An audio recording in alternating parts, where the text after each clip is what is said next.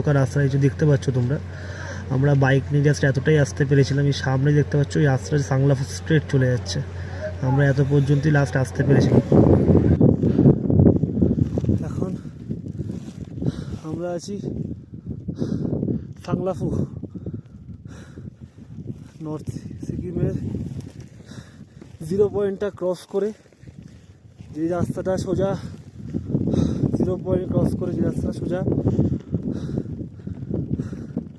গুরুরম্বার দিকে যাচ্ছে, যেটা only for tourist, not for tourist, only for local and military.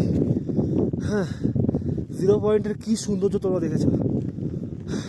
যে রাস্তাটা ডংকিলার দিকে যাচ্ছে, ডংকিলা 0 পয়েন্ট থেকে ডংকিলা 11 কিলোমিটার, সাংলাফু 4 কিলোমিটার। আমরা এখন সাংলাফু লেগে না, সাংলাফুর কাছাকাছি আছি।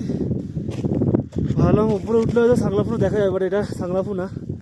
তোমরা জাস্ট এই রেঞ্জটা দেখো, এটা কিন্তু তোমরা দেখতে পাবে না, কারণ তোমরা 0 পয়েন্ট পর্যন্তই আসো, এরপরে আর আসো না। বৎস হাওয়া দিচ্ছে, অক্সিজেনের লেভেল সেই একেবারে।